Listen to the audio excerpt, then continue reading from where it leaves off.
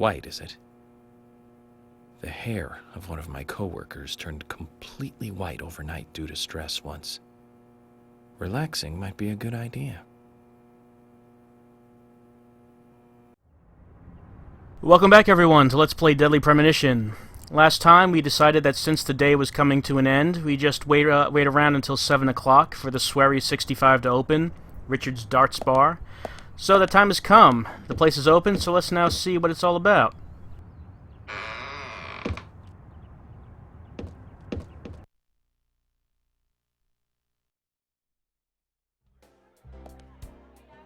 Of course, we'll turn on the jukebox.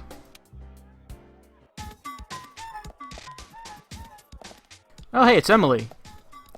Hopefully she's not angry at us for ditching them today. Hi.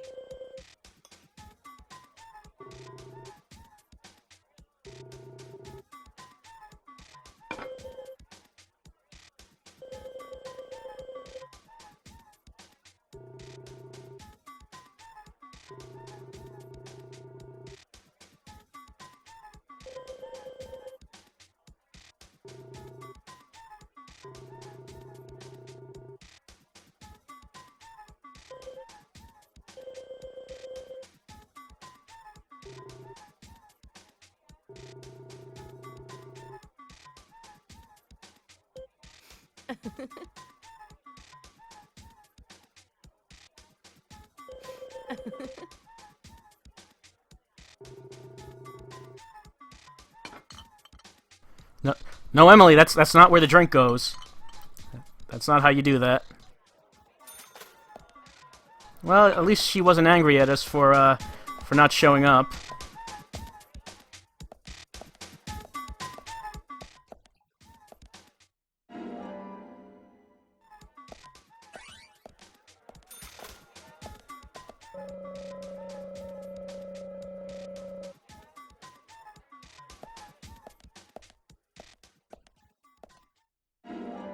I'll just take this.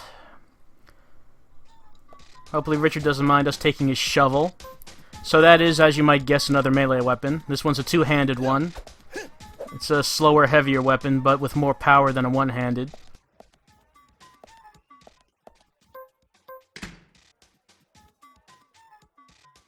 We'll just stow the shovel and the mission knife away for right now, since we don't actually need them. Oh.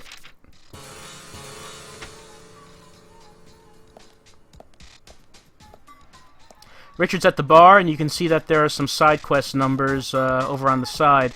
Those are the darts machines that we saw in Richard's trailer. And that's apparently the sports game that everyone's watching.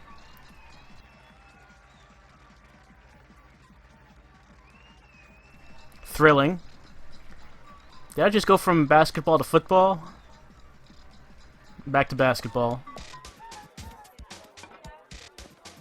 Well, he looks like he's into it anyway.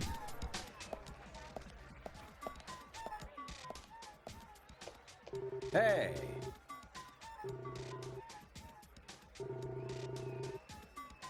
Now, Richard, he sells alcohol, and the difference between buying alcohol and buying regular food is that alcohol won't do anything for your hunger, rather it'll replenish your sleep meter. So yeah, coffee and alcohol will both replenish that, so you don't actually have to sleep.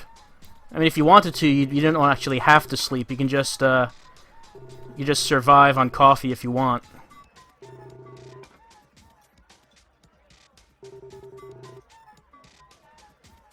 However, he's selling something else that's pretty interesting. A dart gun. We need this to play darts.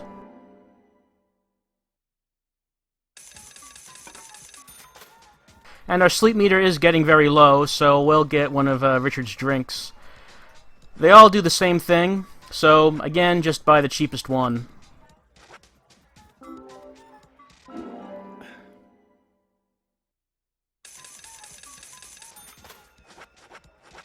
And we can replenish our hunger a little bit, just to top it off with some spicy tacos. Okay, now that we have the dart gun, we can actually play darts.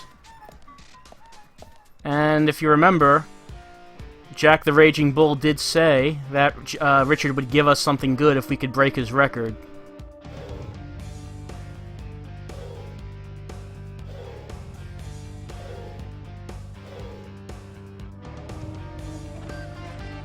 Okay, so the high score, 2,017 points.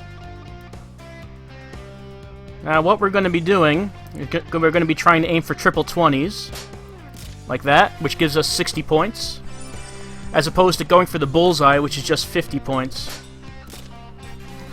Every third round, certain spots light up like that, and those will be bonuses, so you want to go for the triple space for whichever one has the highest values. In this case, it's 14.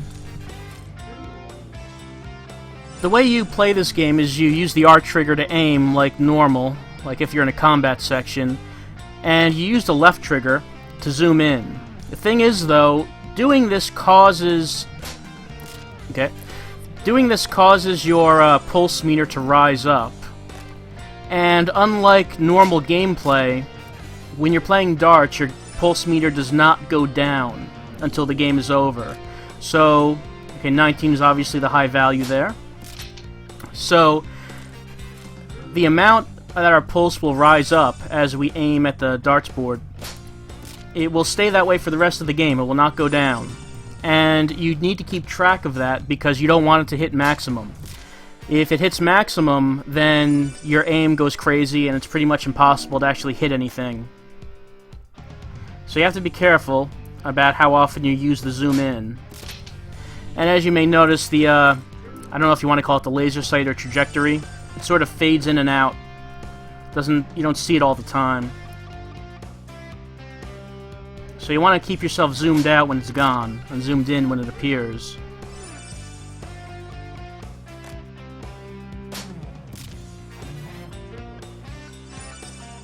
Doing well so far. 18, the highest one here. And you want to keep in mind that you're not shooting in a straight line here, like that arc implies. You are shooting on an arc, and you do want to aim just slightly lower than where you want to hit, because the dart will strike the board a little bit above your target. 10 darts left, and we have plenty of pulse meter to go, so this is going very well.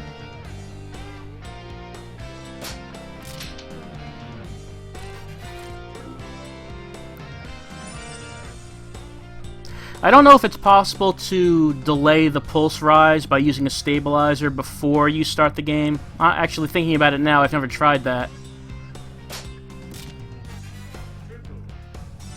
I don't think it's really necessary, because if you use your aim wisely, you really can finish the game long before your pulse meter will get too high.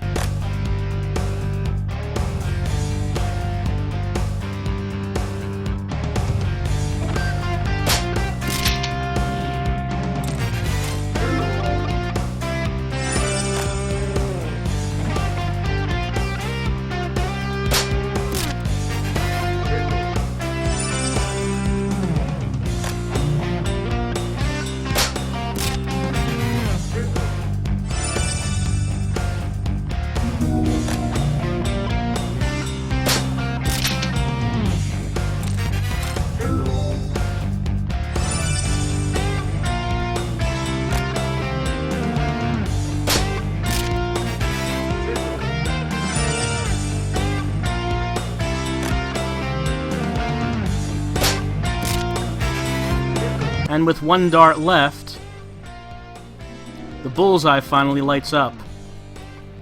So we have plenty of pulse meter to go, and we can just take our time to aim.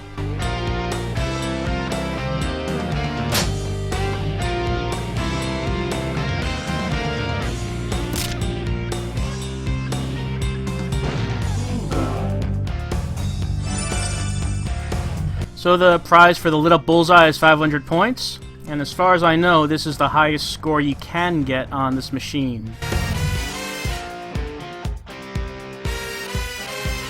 Aw, man, that hasn't happened for a while.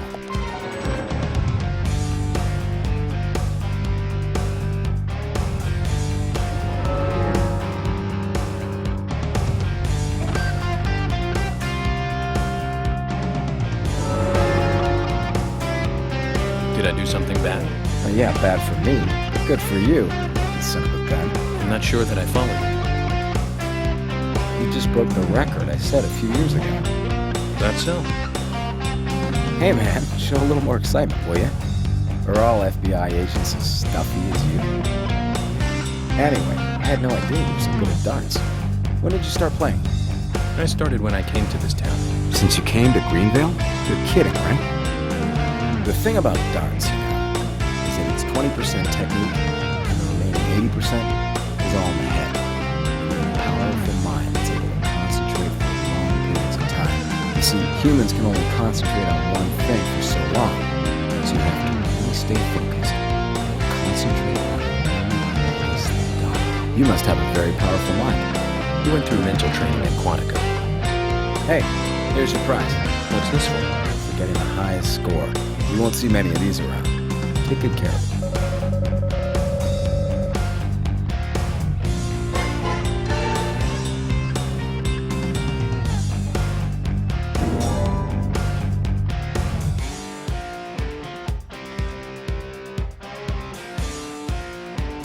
So, we're number 1, and we just destroyed Richard's top score. That weapon bag he gave us will allow us to hold a lot more weapons than we could before. So that'll come in very handy, and you do want to do this side quest as soon as you can, because you do want to have that weapon bag. It does get frustrating if you're picking up weapons and you suddenly can't hold any more. Now, we're playing this again because you get a prize for both second and third place as well. You get trading cards, and of course we're going for 100%, so we are going to be doing that as well.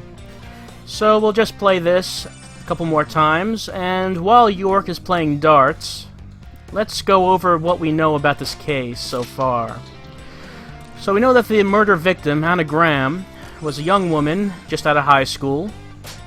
We know that her mother, who is very distraught over the death, does not know what Anna was doing that night, since Sally herself was out of the house. We read Anna's diary, which told us that she was part of some kind of ceremony. She also mentioned that she was concerned about Becky. She felt that Becky was in danger. She felt that Quint would not be able to protect Becky, though she does not actually say what she felt Becky was in danger from, what really she was concerned about. This diary led us to investigate Quint and Becky, and we found that they were part of some sort of small-time dealing operation involving this red powder.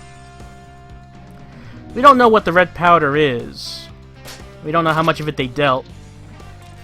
Quint told us that it was ground up from the seeds of a plant, but then again he also told us it was health food, so how trustworthy is he? After interviewing the both of them, it seems that Quint doesn't really know much more about what's going on. It seemed like Becky did know, though. It seemed like Becky had more information than she was telling us. But we really had nothing on Becky to make her tell us anything. And we don't know how Anna died, what the cause of death was, so we don't know if it has anything to do with the red powder.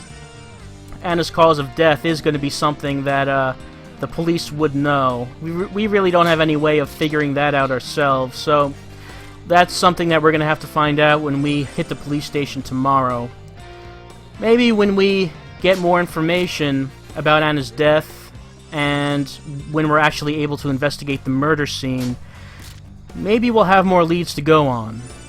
But for right now, all we can really say is that Becky was holding something back, and we really don't know too much else at this point. Well, the second darts game is almost done. Not as good as the first time, but it'll be enough to break Richard's old score again.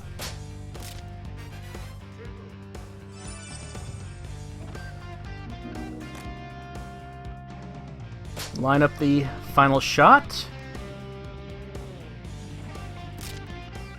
And just barely, but it is another bullseye.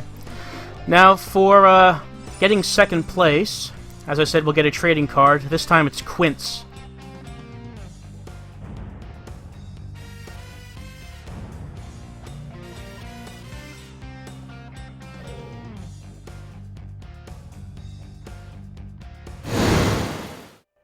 But we already know all about him. And I think for the third darts game, we're going to do a little something different. I thought it would be... Well, welcome back to darts. As we can see, York's pulse meter has risen to the maximum, and we can see what happens when we do that. York's aim goes out of control. You see, he just can't aim at all. It's just pure luck at this point. Let's see what we can do with this.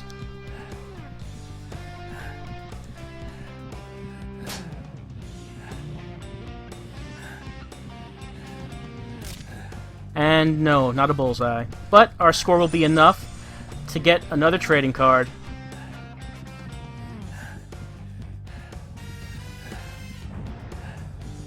Right, and now Agent York dominates the leaderboards.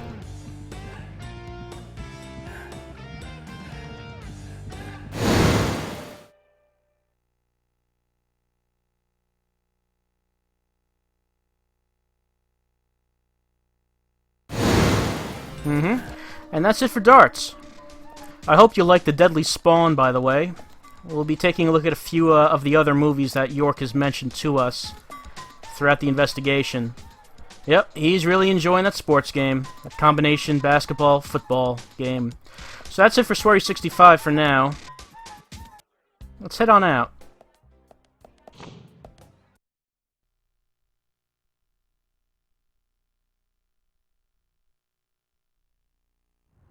Well, now that evening is falling on the town of Greenvale, most of the locations will be closed. Actually, over here is Emily's car. Just take a look at that. It's her own car that's been equipped with sirens.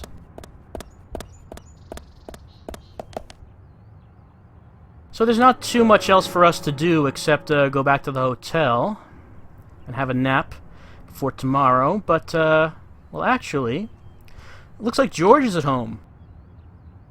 Let's see what George thinks, about us not coming by today.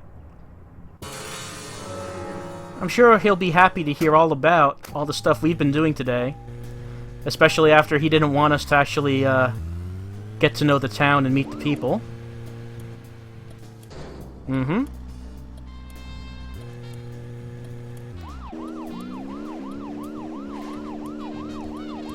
Fortunately, George lives close by.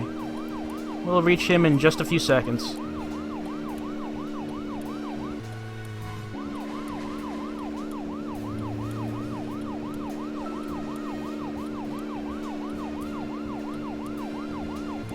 Here he is.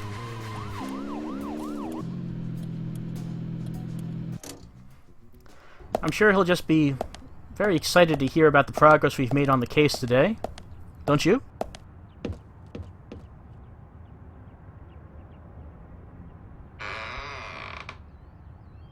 Huh?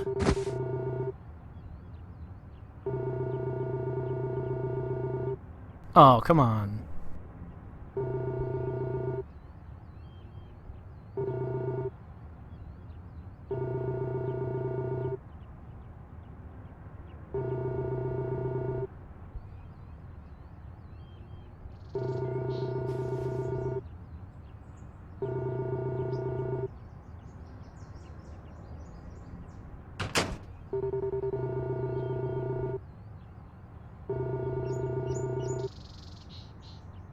George is not the most sociable fellow outside of the office. But okay, he can't stop us from taking a look around his house, though. Let's see what's around.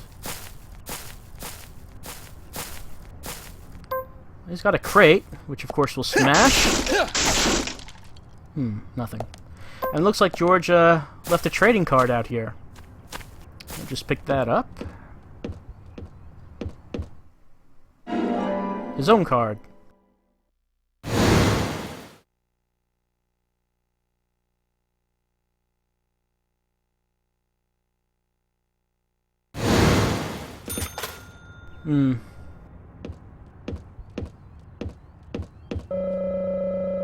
It doesn't seem like Georgia takes very good care of his house.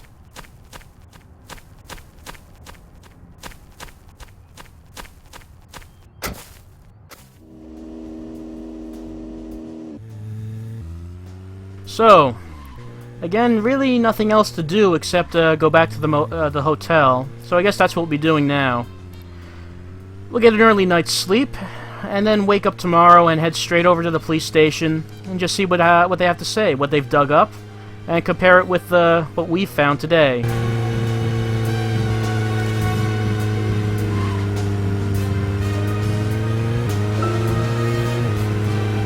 Okay, sir. I've been thinking about what movie I'd like to watch next, and finally I've made a decision. It's always hard to narrow it down just to one movie, but I've put a lot of thought into this, and I'm sure you'll agree with me. 1975. Directed by Steven Spielberg himself. The grandfather of panic movies. Set in a small town in Massachusetts. That movie made me stay away from the beach for years. I was always afraid that a hand might come floating up. You know what I'm talking about, right? Yeah. It's Jaws. The underwater camera work accompanied by that John Williams music. I'd never been that scared by a movie before. But the best thing about it is that it isn't just another panic movie. The mayor who won't close the beach even when there are so many victims. Chief Moody putting the citizens' lives above all else. The film gave a lot of time to the dispute and friction between them. It certainly had a lot of messages for a 2-hour film. That's probably another reason why it was such a record-breaking hit. One of my regrets in life is that I didn't see it at the movie theater. I guess I was still just a child back then. But still, I wanted to taste that terror in real time. That reminds me, Zach. Did you know this one?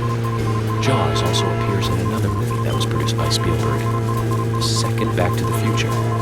It was directed by Robert Zemeckis, who later made Forrest Gump. That's also a masterpiece, of course, but we'll discuss that another time. So the scene where Jaws appears is right after Marty McFly goes 30 years into the future. He passes by a movie theater and is attacked by a holographic shark. Marty is shocked, of course, but looking closer, he sees the words, Jaws Part 19. The director is credited as Steven Spielberg Jr. In reality, there were actually only 4 Jaws movies.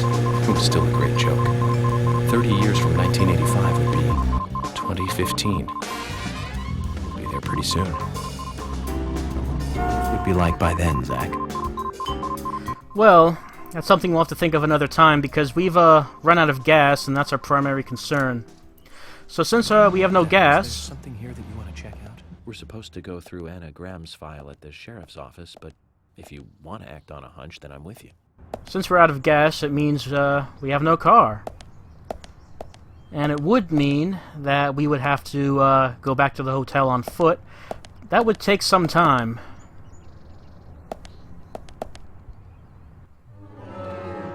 Fortunately, we have another option.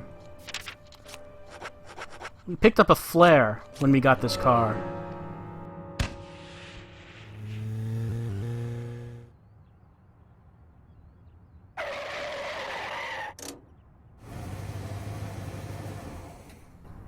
So a flare can summon another police car. It'll be delivered to us.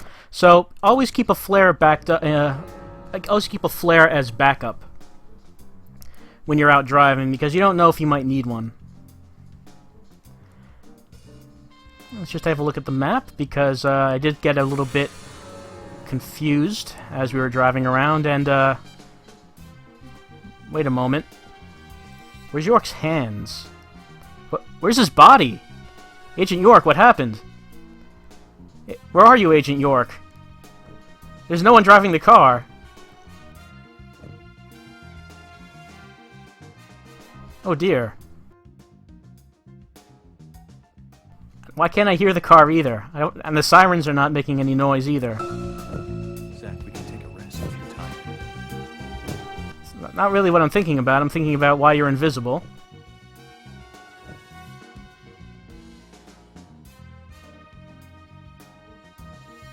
I've never actually seen this before, so I don't know what's happening. And whoa, wait, what happened to the map?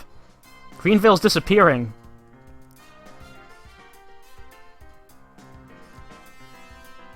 Oh wait, okay, I think the map is back.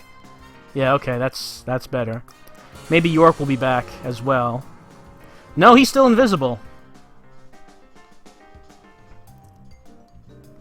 I really don't know what this is.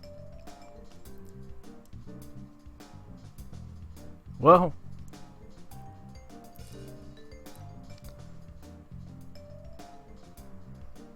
I hope York reappears when he gets out of the car. I don't know why he's invisible.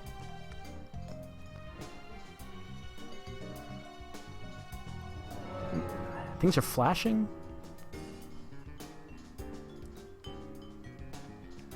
In any case, what I wanted to bring up before York turned invisible was that it can easily happen that you what's with the flashing? It can easily happen that you can get kind of lost driving around Greenvale.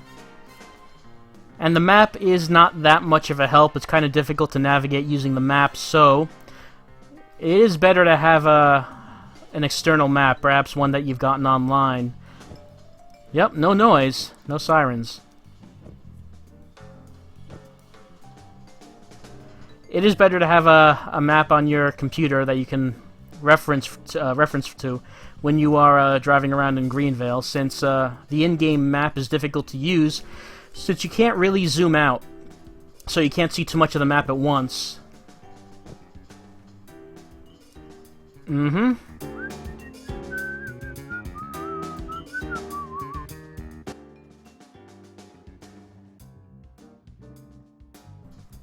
So we'll just drive back to the hotel and see if Agent York becomes visible again when we leave the car.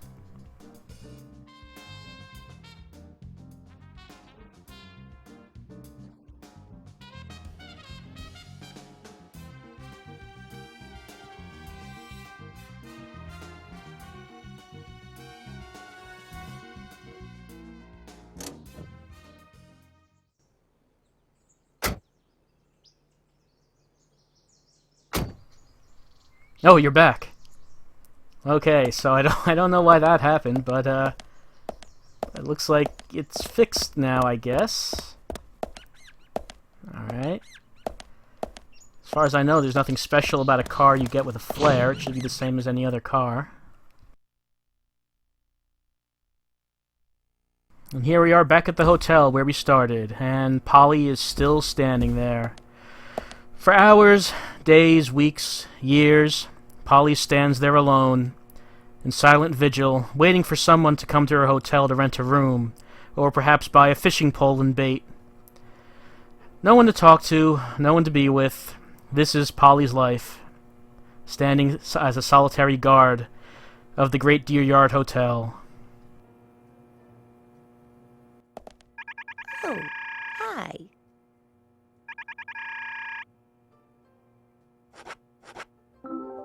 Since we used our flare, we should buy some new ones, since, as I said, you never know when they'll come in handy.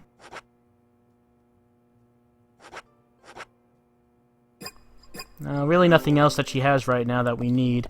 So all we can do right now is just go to bed, get up tomorrow, and head over to the police station and see what George and Emily have in store.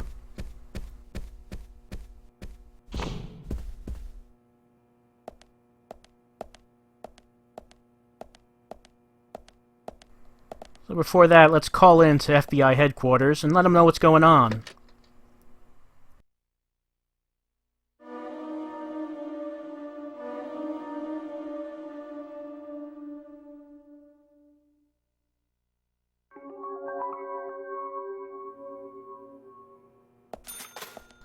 Since it's, I think it was 7 p.m., we'll just sleep for as long as possible. Right, it's 7:16. We'll go for the long sleep and wake up 7:16 in the morning. And I'll see you next time.